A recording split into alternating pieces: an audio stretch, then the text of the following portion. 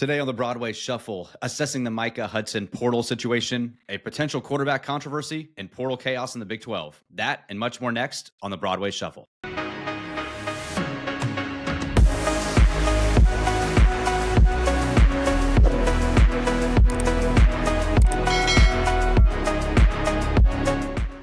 Okay, episode 34 of the Broadway Shuffle, and we've got all four of us back in action today. Clayton, Conrad, and Zyler are here. I'm Brennan. Welcome to the show. If this is your first time, we appreciate you checking us out.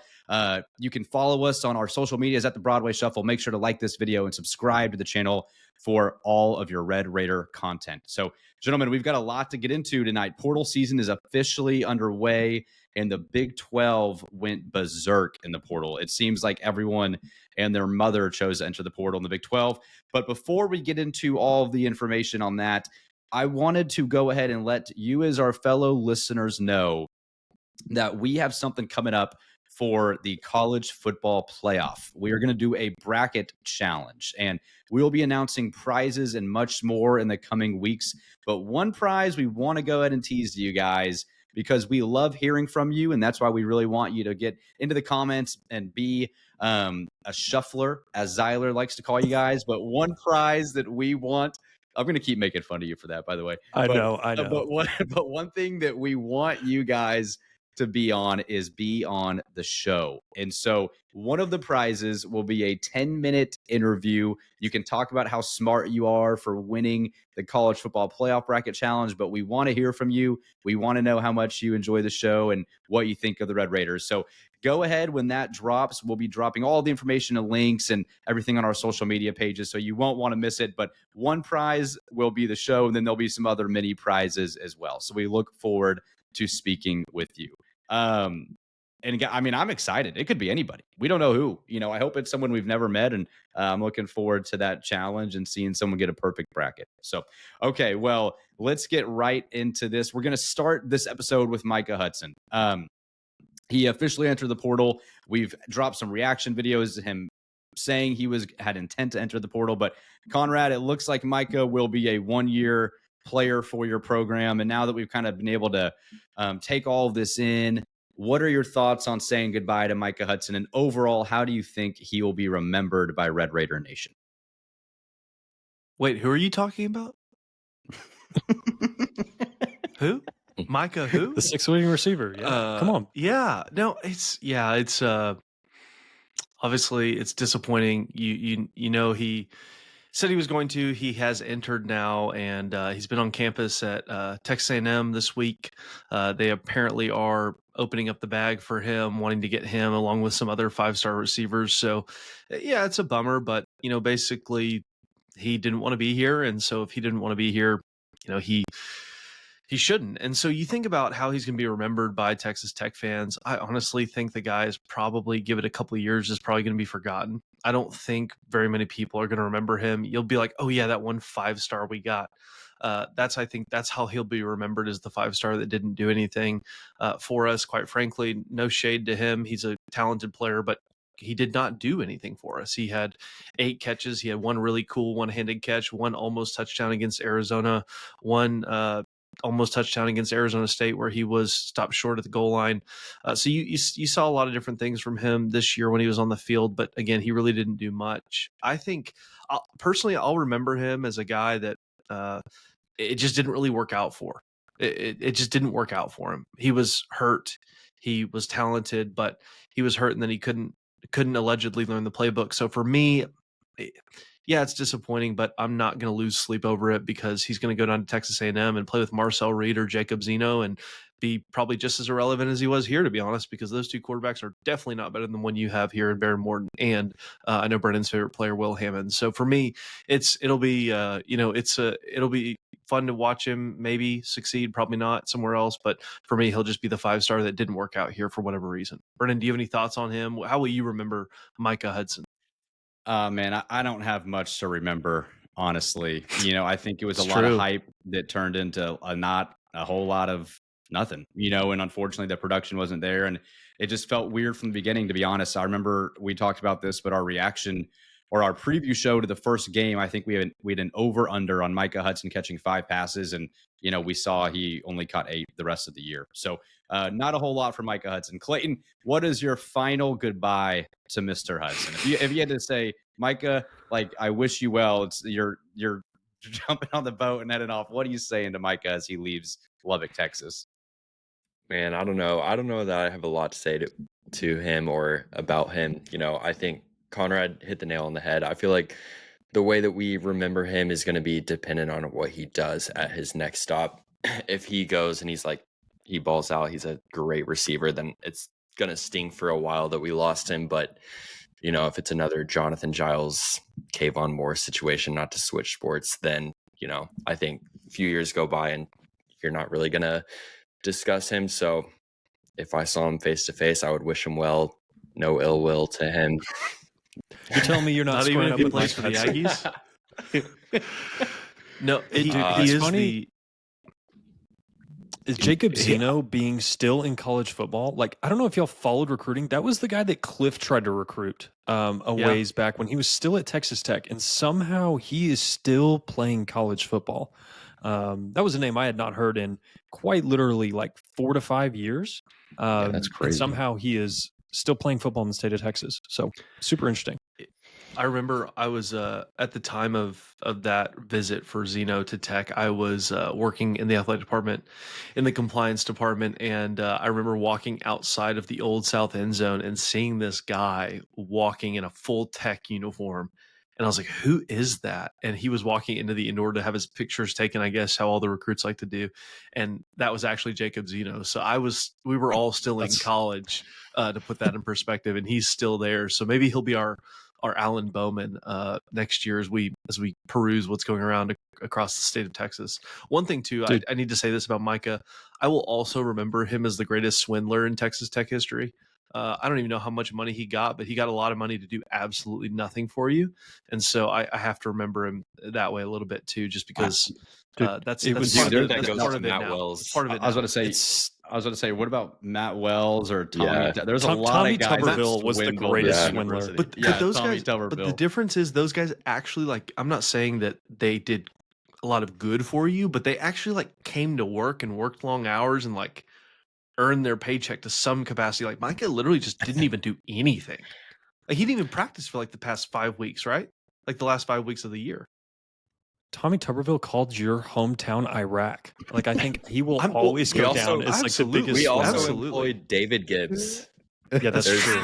Yeah, there's a lot worse paychecks that Texas Tech has signed than Micah Hudson. For sure. Well, I mean, okay, but Micah just didn't do anything is my whole point. Like he didn't do anything. I would argue that Tommy Tuberville set you back, or even Matt Wells. Matt Wells was more detrimental to your program than Micah Hudson ever was.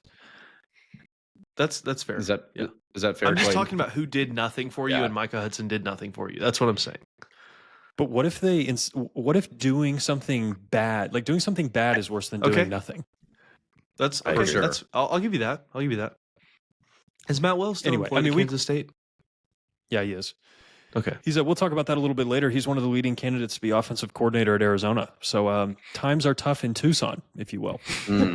Conrad, you reminded me of something. I used to work in, a wing of the recruiting department for Texas Tech University. So we would host student athletes. And during Cliff's years, I was in one of the player lounges or whatever, when we were playing PlayStation with like recruits, whatever. We were doing our thing. And I was still pretty young. I think I was a sophomore at this point, and still pretty starstruck by Cliff Kingsbury. And I remember him walking into the room, and there's like 25 people in there, and he walks directly to me. And I told myself to not freak out. Don't say anything stupid. This is an 11 a.m. game. We're going to play West Virginia. It's probably 9 in the morning at this point. And he walks over to me and says, "Good morning, sir." And I said, "Good evening to you too." And he looked at me and he said, "All right then." And he walked off. And that was my only conversation I ever had with Cliff Kingsbury. But kind of panicked on the spot. Wow. Good evening, sir. That killed me. Okay, Z, any thoughts on Hudson?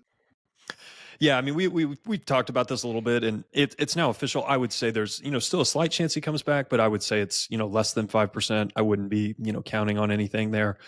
Based on some of the stuff that we've heard, we're not super well sourced or anything, but just from some people that have told us a few things, I think he had burned plenty of bridges with both his teammates and his coaches. So even if he was to return, there would have to be a lot of reconciliation. Now, I'm not saying he wouldn't want to attempt that. I think if we had the choice to, and if Joey had the choice to try to attempt the reconciliation, they would love the opportunity to try to make that happen.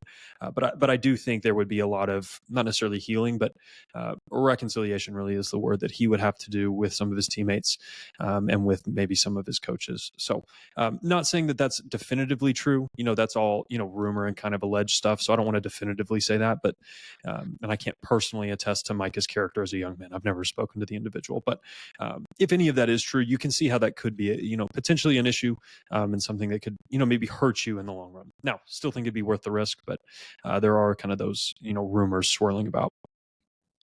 Yeah, and it's interesting, we tend to forget. I mean, we look at these guys and they completely control our pretty much our emotional livelihood from about August to December, and these are still kids. And Micah is 18, 19 years old and is in a position that's tough. And it is facing adversity. And, it's not easy for a teenager to go through a reconciliation process well. And so I just don't imagine that happening.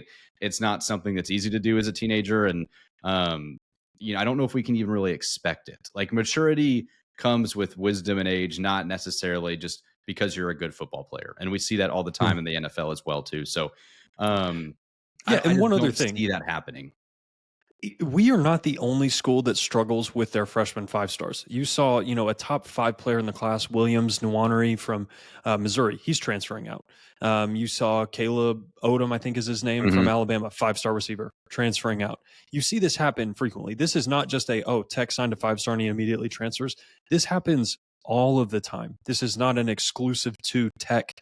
We specifically mess this up and nobody else ever has this happen to them. This happens frequently. This is not something that you should, crucify the staff for. No, agreed. And think about this. I mean, the staff will get zero blame from me for this situation, just because maybe not zero, but less than 5%. Obviously, no one's without fault. But again, if he could have helped you win this year, he would have been on the field more. But that's where I'll leave it. Yep. Great place to leave that. Yeah. Well, let's get to some potential other young players that might be starting or making an impact for you on the field still this season. You got a bowl game left, December 27th against Arkansas. And, you don't know what's going to happen. We don't really know or might not expect Taj, Conyers, Kelly, some of these guys that might have a future in the NFL to play. And so we should expect to see a lot of young guys. And that might include a potential young quarterback that, according to Conrad, is my favorite player on the team. I think Will Hammond's a good kid. I think he's got a bright future. I wouldn't necessarily say he's my favorite, but if you want to label me the Will Hammond homer, then by all means, I'll take that and wear it with pride. So, quarterback. There's been a lot of rumors going on. We don't really know, for sure, but Zyler, would you be surprised to see Will Hammond play in this game in any sort of role or potentially even start this game? Yeah, I don't want to say that anything would necessarily shock me. I still think this is Barron's team. He's earned the right to lead these guys. Amen. He led you to your first 8-win season. I think if he's healthy, the thing with Barron, the rumors that are out there is, apparently his shoulder wasn't all the way healed and he may need to get something fixed. If that is the case, now we 100% do not know whether that's actually true or not. But if that is the case, I hope that he does get everything situated up, whether that's, soon or whether that's after the bowl game. That doesn't necessarily matter to me, but I would want to get his timeline going as soon as possible. He needs to be try to be ready for spring ball, try to be ready for the summer. You're going to want to get reps in with these guys. It's going to be a new O-line. They're going to need to learn your cadence. There's probably going to be some new receivers. You have a new coordinator coming in. Like, you need to learn all of those plays and you need to get reps. If that's going to be the case, then not that the Liberty Bowl doesn't matter, but none of us will remember the Liberty Bowl. What we'll remember is going to be, how did our 2024 season go in the Big 12 conference, and then what did it look like in 2025? The Liberty Bowl to me is way further down as far as list of concerns. And if you get to see Hammond because of that, that's great. I wouldn't necessarily bank on that. I still think Barron has every intention to play in this game. So, maybe we see Will. Maybe we see Will because we absolutely beat the brakes off of Arkansas, and we're up by 50 at halftime, and then he just comes in and plays the second half. So, who knows at this point? I think some of the other young guys that I'm really interested in seeing are going to be guys on the defensive line. You need some players to step up, and I think this needs to be kind of a last audition of sort for some of these guys before, we have to have some hard conversations and say, listen, there's just not a spot. If we only get 105 roster spots, we got 14 guys lined up at defensive tackle and edge. We can't roster all of you. We've got to get proven production. I want to see, that's going to be the position that I'm watching most closely is what are we doing at the edge spot and what are we doing on the defensive line? Clayton, any particular young dudes you'd like to see out there? And then, for me personally, I just maybe some packages with Will. It doesn't necessarily have to be the whole game, but would you like to see Will kind of in some maybe RPO type situations in the red zone like we've used previously with Shuck and Donovan Smith in some previous bowl games? I know it's not, Kitley calling the plays anymore, but maybe Tech always seems to pull out all the stops at bowl games. Would you expect and want to see some of that against Arkansas? Yeah, I don't know if I would want to see necessarily packages in the red zone with Hammond. I mean, of course, I'd love for him to get on the field, but I don't know that he brings you the same thing that, we used to run with like Donovan Smith. I don't know that he's different enough than Barron, even though he's a better runner for sure. He's a little more athletic and definitely more of a threat to run. I would prefer to just see Hammond get some drives, whether it's in the second half if we're up or if we're down. I don't know. Just get him some run. And then as far as young players that I want to see, I'd like to see Kelby Valson get the field a little bit. I felt like he's had some potential for us. He hasn't really gone to see the field because of the receivers in front of him. And then the easy answer is Jacoby Williams. But, obviously that's up to what Taj does. I don't know if he's said if he's playing in the bowl game or not, but I would love to see a full offensive game plan centered around Jacoby Williams, getting him 20 touches. I feel like he could be electric. I'd love to see that. Conrad, thoughts on that?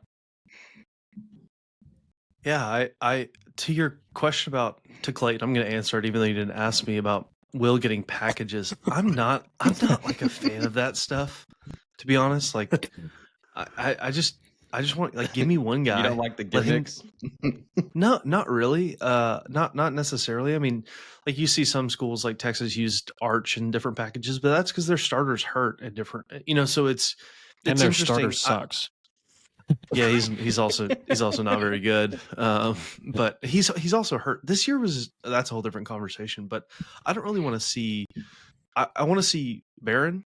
First and foremost, because it is his team. Again, I'll say it. Barron's my favorite player on the team. I think he's done great things for you. I've been a Barron homer all year. Not a perfect player by any means, but a very good player, and I think he's a big reason you won 8 games. I would like to see Will though, just because I want to see him get snaps. You realize he's really only played 4 drives against North Texas, maybe 3 to 4 drives, and then a half and against the TCU game. TCU. Oh Yeah, and then the TCU. And so you need more reps because it looks like right now that you're going to have 2 quarterbacks on your roster with legitimate experience next year, unless you add a guy in the portal. That being Barron with all of his experience over the years, and then Will with a half and 3 drives of experience. So any reps that Will could get before next year and potentially having to play due to injury or whatever it may be, I think would be really beneficial for him, because the more reps you're going to get will only help you. Now, you have to consider also that with the young players in the bowl game, they're really just trying to win the game, number one, but they're also trying to impress these new coaches that have come in. Coach Wood on the defensive side of the ball, Coach Leftwich on the offensive side of the ball. And so whoever gets a chance to play, they're really thinking about going into next year, because like Zyler said, this game really does not matter a whole lot. I may be more I may put more stock in this game than most because I have a friend who I grew up with who went to Arkansas, and he's already telling me that, we may win by 3 touchdowns or they may win by 3 touchdowns. I'd really like to have those bragging rights. But I do think looking at next year, if you can just get guys at important positions, like I mentioned, defensive line, Will at quarterback, if you can get some offensive linemen some more snaps, that'd be great too. Some really young guys against probably maybe better competition than they've seen at some times on the Big 12 schedule this year. If you can see some bigger, faster guys that you'll see on the Arkansas team, if they're not in the portal already, who knows what will happen there. But I want to see those younger guys get a chance, because if they get a chance and they just get that experience plays such a big role in how you improve from one season to the other. And so there's a lot of guys you can name, but I think that'd be my overall summation on what I'd like to see from the younger players in the bowl game. Yeah, and Conrad, I thought you brought up a really good point as far as, just evaluating your QB room as a whole. Your freshman that you signed, Chuba Jones, he's going to be out until probably either late summer or early fall. You've got Jake Strong in the portal. You got Cameron Brown in the portal. That leaves you with, 2, technically 3 scholarship quarterbacks, but 2 healthy scholarship quarterbacks in Barron and Will.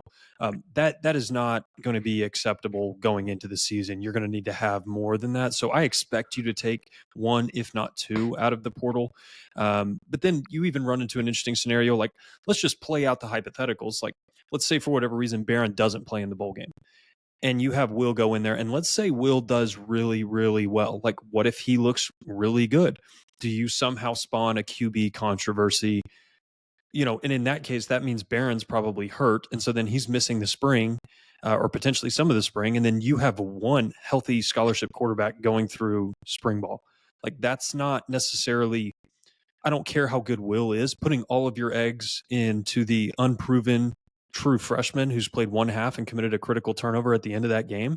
That is a very, that's going all in without really seeing your hand. You maybe saw one card and you flipped a jack and you don't necessarily know what the other card's going to be. That's just a really interesting scenario to me, and not something that I would be super excited about. Because let's say something like Will gets hurt in spring. It's like, then you literally have no quarterbacks. That's if Barron's. Yeah, go ahead. No, I was going to say, it's tough because with Will being a freshman, I don't know what QB from the portal that's any good is going to want to come here and sit behind him, much less if Barron's still here too, sit behind 2 QBs. Yeah, what is your pitch to Joey for a semi-competent quarterback to say, hey, listen, we have this entrenched redshirt senior. We also have the highest rated quarterback commit we've had basically in our entire program's history. We'd love for you to come be the 3rd string. That pitch doesn't get unless it's just a money thing. Yeah, it exists. It does exist because Gardner Minshew almost did that as a grad assistant before Leach got him to go to Washington State. I remember he was going to go sit, and I think Bama promised him a GA position. And so maybe there's a kid out there that's just like, I want to get into coaching. He's almost like the Josh McCown of college football, maybe. Sure. And he's like, I'm fine to sit. Maybe it's like, hey, you pay me 50 G's to come be and I get to be the backup or 3rd string, and then you guarantee me a coaching spot. I'm sure there's some way you could get a guy that could at least throw the football, a little bit. I guess there's Spencer a player, Sanders and Alan Bowman both did that. Now that I think about it, but those are. If you're looking for a really experienced quarterback with maybe some Big 12 experience, that's maybe just kind of a little tough on his luck, that's maybe played for another red team in his past. Maybe there's a guy out there with a lot of experience looking to maybe jumpstart the next era of his career. Cam Rising, welcome to Texas. Welcome to the practice squad. Oh man, welcome. I would love if we could get Cam Rising, man. That'd be great. Conrad would have to take a sabbatical. No, man. I'd be really happy because he'd either, if he ever got on the field for you, he'd be hurt in 3 plays, and if he didn't ever get on the field for you and just was a practice squad player for you, at least he wouldn't get hurt because they can't touch quarterbacks in practice. So good on Cam Rising if you can get $25,000 to come here. I don't really know if you're worth that because you can't stay healthy, but if you can come give us a good scout team look, we'll definitely take you at Texas Tech. Okay, so I've listened to all of this, and I've been waiting to give my spiel on why I think Will Heyman should start the bowl game. And there are two reasons for me One, if Baron Morton isn't fully healthy and you want to throw him out in a meaningless game, maybe he doesn't need surgery. Maybe his shoulder, if he rested it, but he got shut down in the spring. He didn't get a lot of practice time last year. If he isn't fully healthy and they've been just dragging this along to compete, I don't understand why you need to play him now. Like if it truly doesn't, if the game doesn't matter, then if it's essentially irrelevant, you're going to have a bunch of transfers. You don't need to play Barron with running the risk of him injuring it and then possibly requiring surgery. So that's point number one. Point number two is from a pure fan perspective. You have all these guys entering the transfer portal. We saw Will Hammond for a half.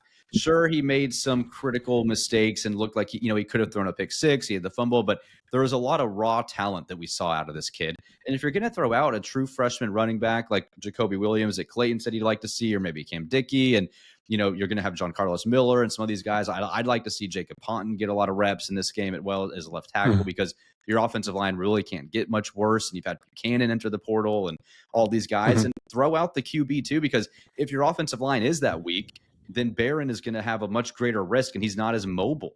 So I would like to see Will Hammond play just on the basis of, one, protecting Barron long-term. If it hurts Barron's ego, the fact that he's worried about losing his job because a true freshman quarterback went in and cooked Arkansas in a bowl game, then you've got bigger problems on his side than you do on Will Hammond's side. That's just an ego thing, and you can leave that at the door. So I do think that Will Hammond should be the starting quarterback against Arkansas, and I wouldn't be shocked if he is, because I know Joey's going to listen to this segment that I just said and be like, that guy makes a lot of sense. Let's go with what he says, because that's clearly what's been happening throughout this year with our podcast, right? So the other thing, Conrad, I'll let you go in a sec. I mean, we don't even have our offensive coordinator. Like, there's a chance our offense looks so terrible regardless of who is out there. Yeah. Like, it'll be a first-time OC. It's probably going to be Juice Johnson. Like, you're going to be missing tackles. You're going to be missing receivers. You're going to be missing Taj. Like, you haven't schemed for this personnel all year. Like, even if it's Barron without Taj, we saw how terrible that looked against Washington State. I think this will be a better defense than that. I mean, I don't know that we'll be able to read too much unless it looks really good. If it looks really good, I'm going to read a lot into it. I'm going to read a lot. Else, if Will Hammond is starting quarterback against Arkansas and it looks good, oh boy, you will be the Will Hammond homer. I'm fine to take that. I'll wear it. I don't care. I know Conrad's already labeled it to me. I could see the disdain on Conrad's face as I was going through my why Will should start the bowl game. And just to be clear, I'm not saying that Will Hammond should be your starting quarterback next season. I am in complete agreement that Barron Morton had a good year and that he should be your starting quarterback if fully healthy. I'm not saying that. I'm just saying that for this game specifically, I believe that Will Hammond should be your starting quarterback if Barron is not healthy. Why risk? I'm gonna track throughout the season how many qualifiers Brennan adds to that statement about why Barron should be the starting quarterback. It'll be he should be the starting quarterback if. The offseason content, June through August for me, you'll just be like, especially as the spring game comes out and all this summer camp rumors that we'll be having. Oh man, it's going to be a lot of fun. Conrad, final thoughts on this? I'm just so glad to hear that you found it in your heart to have Barron's best interests in mind as you communicate all of this about Barron and Will and the future of the quarterback position at Texas Tech. I'm just so happy that you have Barron's, best interests. I care about the kid. I care about his shoulder. I want him to be healthy, and I think he's a good quarterback. I truly do look out for Barron Morton's best interest. We do that here. We care about our players on the Broadway Shuffle.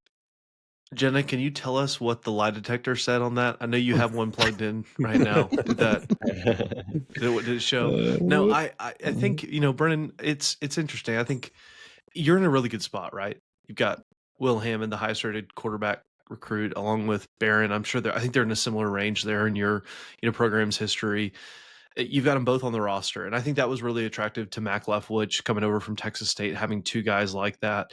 Even if Barron wasn't healthy all year, which it sounds like he probably wasn't, and his shoulder was not right where it could be and where it was even when he got here in 2022 and Brennan's favorite half of football ever against Oklahoma State and Stillwater. If he's not completely healthy, he should get healthy. I don't know what that looks like. I have no clue. And at this point, I think Brennan did convince me. I will admit where I'm wrong.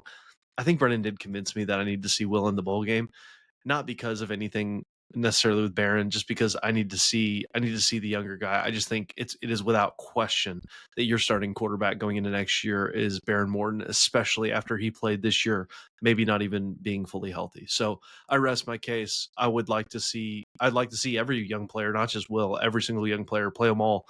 Who cares if you lose? Actually, I care. But at the end of the day, you want to play these guys that are going to get experience. And if we got to see number 15 out there for the first of many in the red and black, I'm all for it. I rest my case there, man. I mean, anyone else? I mean, should we just say Will Hammond should be starting against Arkansas? Can we get 4? We've got 2. I should be starting against Arkansas, honestly. Z, Clayton. No, I'm not, I don't know that I'm going to go that far. I would only say that if Barron is for sure hurt, then it's like, why delay it? But, okay. Also, that means Jake Strong's in the portal. Cameron, does that mean it's like? Yeah, but I think Strong would stay. Like Fungi stayed. I think Strong would stay. You couldn't convince Jake Strong to back you up. You let him start against BYU. I think you can convince him to back up one more game. If that is true, class act from Jake, sticking out the season with your teammates, even though you're going to be leaving. I respect the guys that do that. I also appreciate that Joey lets those guys finish the season. If they're leaving your program, there's really no reason to give them reps in practice or things like that, or put film out there during a game. But I respect that he does that, and I'm sure those players respect that too. So I do appreciate that Joey allows those guys to do that. Yeah. Yeah, it'll be interesting. I think just in this new era, like if it was different, if the portal wasn't open, and if you had a lot of these guys that typically didn't opt out of bowl games and you had to stay, then I'd want your full team to go in and beat the crap out of Arkansas. And Arkansas, by the way, has like 25 plus dudes that have entered the portal. So who knows who's going to be playing for them as well. So I would, but now in this, just where we're at in college football, I think it's fun. Like losing the Liberty Bowl to Arkansas doesn't do a whole lot for me. I like to Clayton's point. I would love to see Jacoby Williams. I'd love to see Jacob Pond. I'd love to see the future get reps in this game because they don't burn a red shirt. There's low risk for them. The coordinators are gone. Really, it just make it as fun as possible and let us see some dudes to get excited about 2025 and beyond. And I think that starts with Will Hammond, and that's my, where I think. They should go, and who knows, but it'll be interesting. And then if it does form a controversy from that because Barron maybe isn't healthy in the spring and Will balls out and stuff, then great. And I just think it'd be really exciting to be like, hey, this will be fun. Like it'll just be fun. Yep. Let's go see some young guys, see what they're made of, in a low risk situation for them. So we'll see.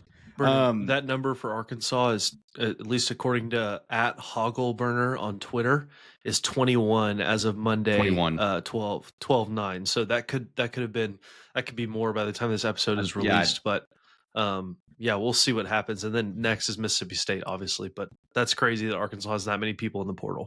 Yeah, so you don't know who you're getting with Arkansas. So, okay, well, let's go to the portal news. Z, you want to walk us through a little bit about where some Big 12 foes are seeing their mass exodus of their rosters at this stage in the portal window?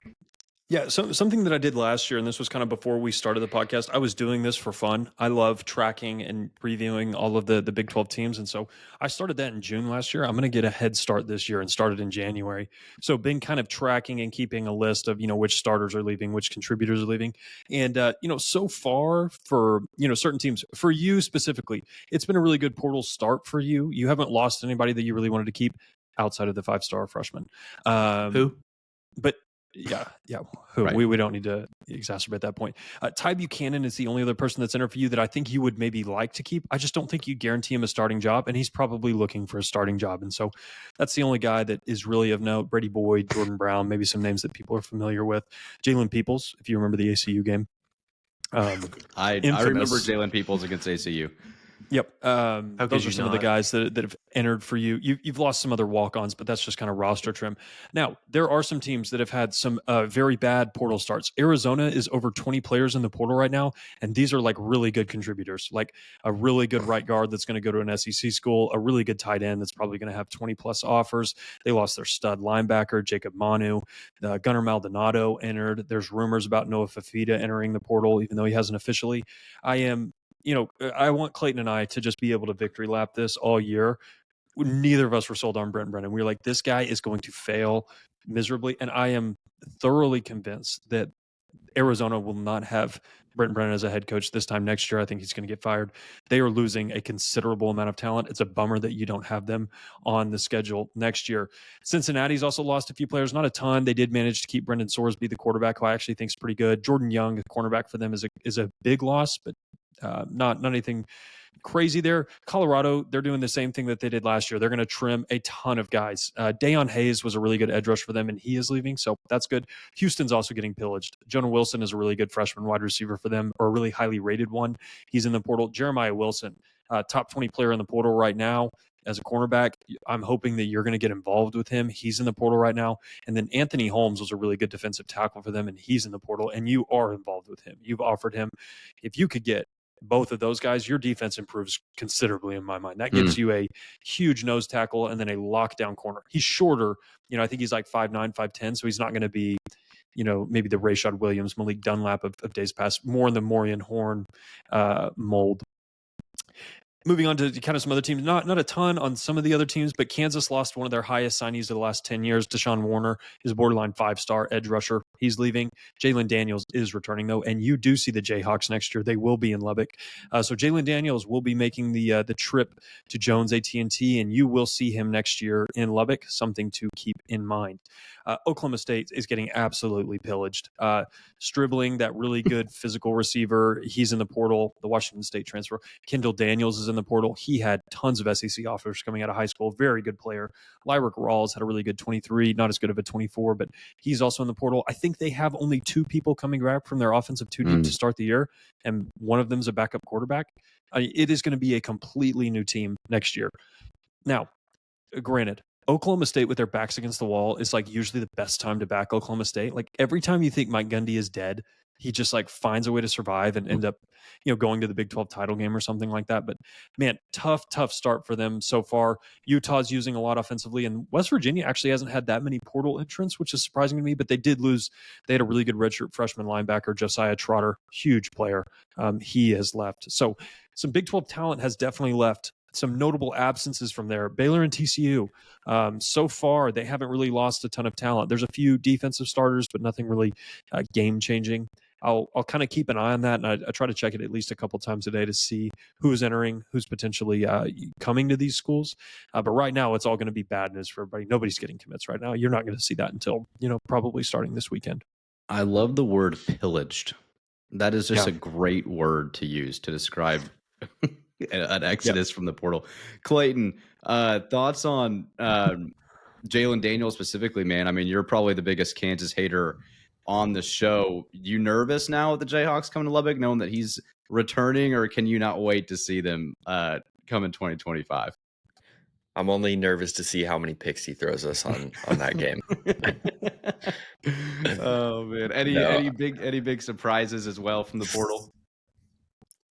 Yeah, that's a good question. I feel like, Oklahoma State losing as much is a little surprising to me. I thought maybe like once they got the whole Gunny thing cleared up, that maybe that would help. It obviously is not helping. I heard that Chandler Morris is actually visiting there, so that would be interesting if he transferred there. I wouldn't understand. You have Garrett Rangel and Zane Flores. Those are both like decently high 4-star kids. Like, what's the appeal there? Yeah, I would rather go to Flores, honestly, if I were them. Yeah. Rangel, he's shown some, I guess, but I don't know that he's, a real player. But yeah, I agree with you. What about the Smith number 8, who we saw? He had his Heisman moment, and then he will be quickly forgotten. Is he staying? He's still on the roster. Yeah. Was he a 4-star, or was he just a 3-star guy? I think he was a high 3-star kid. Yeah. Okay. He was a 3-star. Wow. He can come to Texas Tech if he wants to back up Baron Morton and Will Hammond. Yeah, honestly, I would take him. He'd be good. Yeah, he'd be good. Same. Conrad. Cam Rising isn't available. Yeah, Cam. I know. Shout out Cam. What is he doing now? Avid listener of the show. He's not coming back to Utah. That's the only news they have on him. Yeah. No, he's not. Okay. Yeah, they're turning the page after 6 long years of Cam Rising. So the dominoes are falling, Conrad. It's all going to end with Cam Rising, your starting Texas Tech quarterback. Your favorite, Conrad's favorite player in college football, ending up. It would be funny to see Conrad pivot to like really liking Cam Rising. Yeah. That would be so funny. It'll happen. I'm just so happy it's not going to happen. Conrad will end up liking Cam Rising. Conrad, thoughts on in particular Houston, with Coach Wood coming in, these two guys that potentially could be following him. It's important now, once you kind of poach a coordinator, you kind of expect them to bring the studs from their roster. Would you be surprised to see these guys not end up in Lubbock? That was one of the conversations when we were talking about, and the message boards were going crazy and group texts were going crazy about who could you get not only as a coordinator, but who could you potentially get to come with them? That was a question because you can do whatever you want, go wherever you want in this day and age of college football. And so with those two specifically from Houston, Jeremiah Wilson and then Anthony Holmes, I would love to see both those guys follow him to Lubbock. I just wonder what their offers are going to be like. Are they going to get some SEC offers, maybe some Big Ten offers? What's that going to be like for them? Because I think if that does, happen, with them coming to Lubbock, that will be something to monitor, because I think that could make a big difference for your defense, like Zyler mentioned, because you can't get much worse, right? I mean, so they would definitely help you. But I wonder if he's a guy, I don't know much about him yet, to where do guys really like playing for him? I mean, I'm not saying they don't. I just don't know that. And I don't know that that's really been something talked about. And so if he doesn't have a good relationship with those players, which I think he probably did and probably does, then at least you think that they would get a conversation. Because if you can get a conversation and then you can get the NIL component involved and you can get, the big money donors involved, then I think you have a chance to bring those two guys. But they already know the system. They're already, familiar with his coaching style. You're moving to a better school, a better stadium, a better city. I mean, you're moving to everything better with Lubbock and Texas Tech and then Houston and U of H. So I wouldn't be surprised to see them in Houston or in Lubbock. I just think it depends on what other offers they have, where be it SEC or Big Ten or maybe other Big 12 schools. Yeah, and Z, it's interesting now because in this era, it doesn't necessarily mean, well, you got the coordinator and, he's got a player on his team, he's going to automatically come to Texas Tech. There's so much moving parts now with the portal and money, and if they're even a good fit. Maybe they thought, like, maybe he thinks he was good at Houston, but compared to your schedule and your scheme, and, he thinks he might want to move on from the guy. There's so much unknown when it comes to what players even want now. And so maybe Coach Wood, even though he might have been a good corner at Houston, maybe he feels like they could go get someone better in the portal, and so totally. It doesn't necessarily mean that they're going to always just follow the coach. But I mean, it's, it sounds like, based off what you're saying, that you think that they would be good additions for Texas Tech. Yeah, if I could take both of those guys right now, I would. I think Jeremiah Wilson, he's not going to be a top 20 portal player. There's going to be more guys that enter in the coming days. But I think he'll very easily be a top, 100, maybe top 50 player. And I think you'll take all of those guys that you can get. Mm-hmm. A couple other pieces that I think you should mention. There is a tackle from Texas State, Alex Harkey. That if I could get anybody out of the portal right now, it would be him.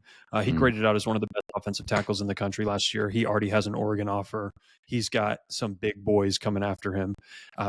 Excellent right tackle. Graded out at almost a 90 on PFF, which is really, really, really good. Anything above a 70 is a good player. For example, I think Taj graded out at like a 78 this year. So, or some, maybe it was higher than that. I don't quote me on that, but yeah, he would be a monster haul for you. He's going to be expensive. It'll be his last year, but that would be somebody that you could really get. And then the running back for Texas State, really, really good player. I'm not sure that's the direction that you're going to go. There's, talk about you getting one of Taj's, somebody that went to Taj's high school in Manor.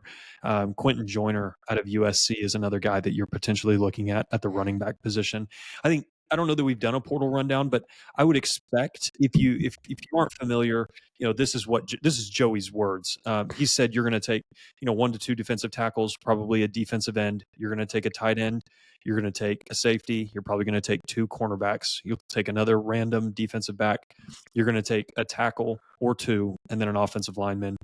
And then you're definitely going to take some sort of running back and a backup quarterback, I imagine. So you're going to take 10 to 12-ish people, depending on maybe some best player available types. But yeah, it's going to be interesting. Keep your head on a swivel because it's going to start moving really, really quickly. And one other thing that I really appreciate about Joey, and I know I mentioned this last episode, but you got your coordinators hired. So you fired DeRuiter on Sunday. Kitley accepted that job on Monday. You had everything wrapped up and ready to go for the portal opening this week by Thursday morning. You were prepared. You had a plan, and that's something that really encourages me about Joey in the direction. Mm-hmm. You ask him to be a CEO, not necessarily the schematic wizard.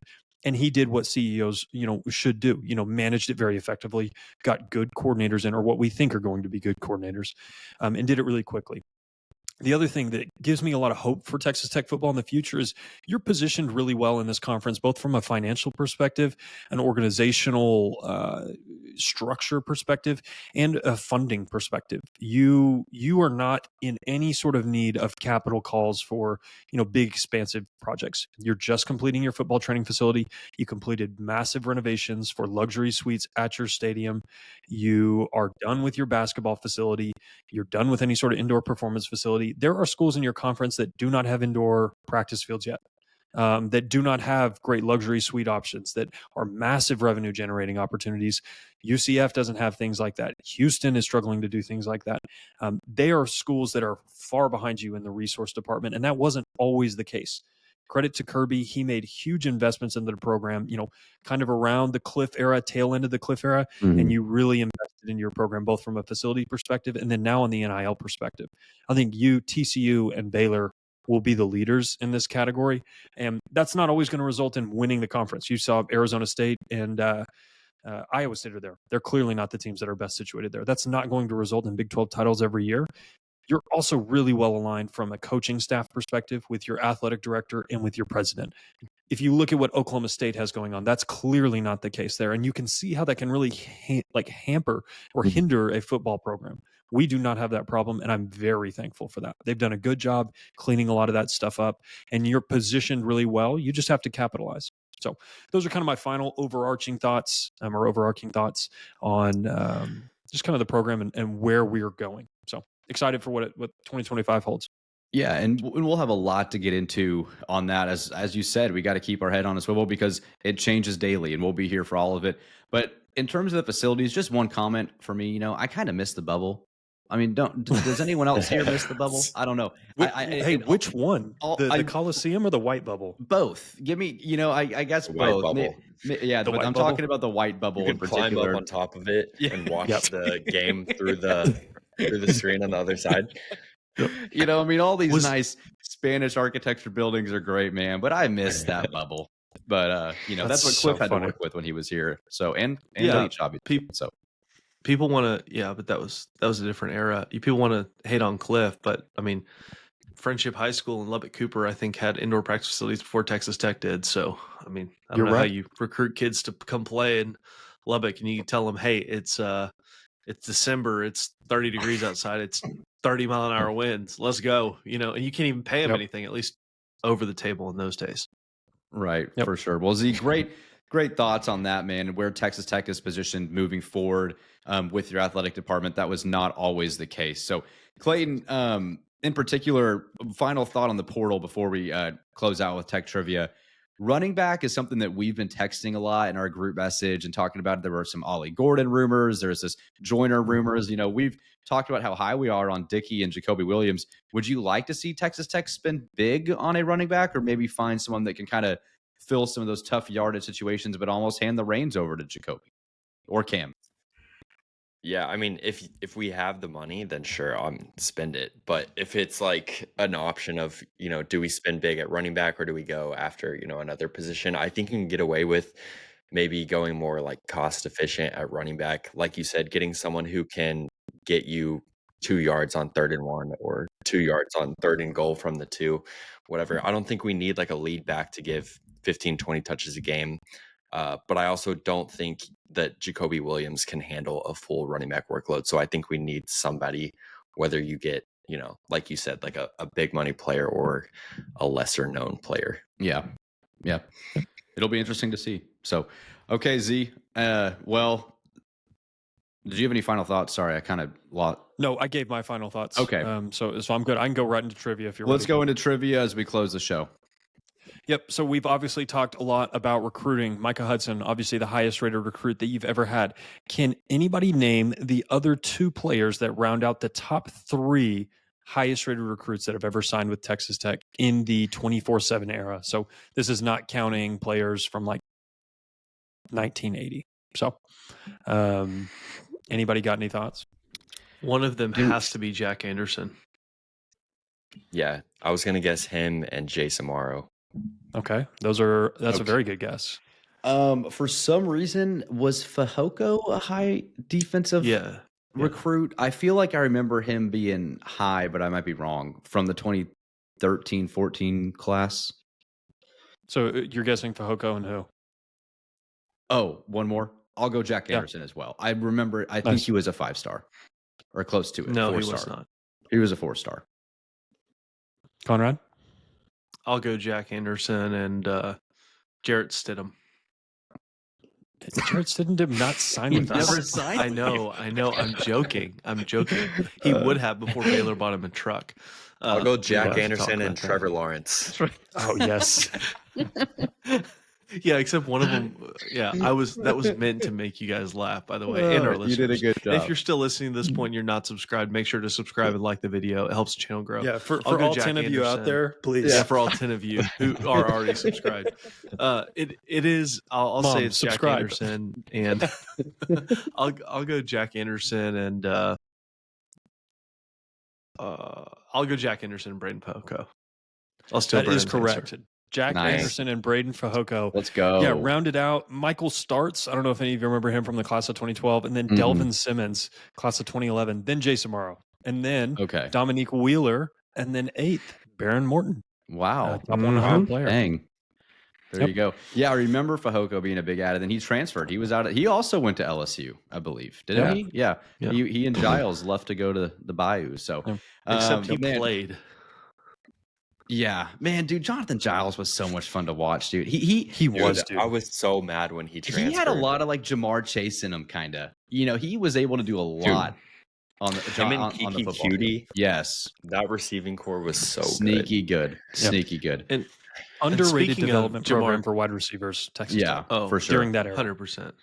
Yeah. Speaking of Jamar Chase, Clayton, do you want to share what happened earlier this week with Jamar Chase? That's all you, man. You got it. Well, dear listeners, if you're still here, you need to hear this story. So all 4 of us are in a Dynasty Fantasy Football League together. And I had the privilege to attend the Dallas Cowboys versus Cincinnati Bengals on Sunday night. And so did Clayton. Monday night. On Monday night. And I had Joe Burrow and Jamar Chase were my 2 players left to play. Clayton had T. Higgins. And Clayton, I believe you were up 57 points at the start of Monday Night Football. Is that correct? That is correct. Yeah, just wanted to confirm. And Joe Burrow, and more specifically, Jamar Chase, absolutely went off. And Joe listened to me. I texted him before the game. I said, hey, if you can throw the ball to Jamar a lot more than you throw it to T, that would really help me out. He really didn't throw the ball to T probably 5 times, but boy, did he throw the ball to Jamar. And so with about 3 minutes left, or maybe 2 minutes, 20 seconds, the Bengals punted the ball. And for all of you who watch Monday Night Football, the Cowboys, I think it was number 27, the Cowboys first play blocked the punt, and then number 27 tried to field it, which he just should have let it go, like sit. If he just wouldn't have touched it, they would have been in field goal range for Brendan Aubrey. But he touched it, the Bengals got it, and then what was it? A couple plays later, Joe throws a 40-yard touchdown pass to Jamar, and he took it to the house. And by that point, that just put the nail in the coffin. And so my well-coached team, my well-managed team, my operated team in fantasy football, they did what they do, and they came back and they won for me. So that had big consequences for our league, but that was just really cool sitting there in person watching. I was sitting right next to Clayton. It was a joyful moment for me, not for Clayton. I hope I didn't rub it in too hard, but that was the craziest fantasy sequence I've ever had in my life. So just had to tell that story for all 5 of you that are still listening. Went from 10 to 5 in 3 minutes. Yeah, It did. It's crazy. I started talking, they stopped listening. Yeah, Clay. yeah, that was tough to see in person, man. Honestly, I'm just in disbelief that I started the game up 57 and it ended up not even being close. I think I lost by 13. Yeah.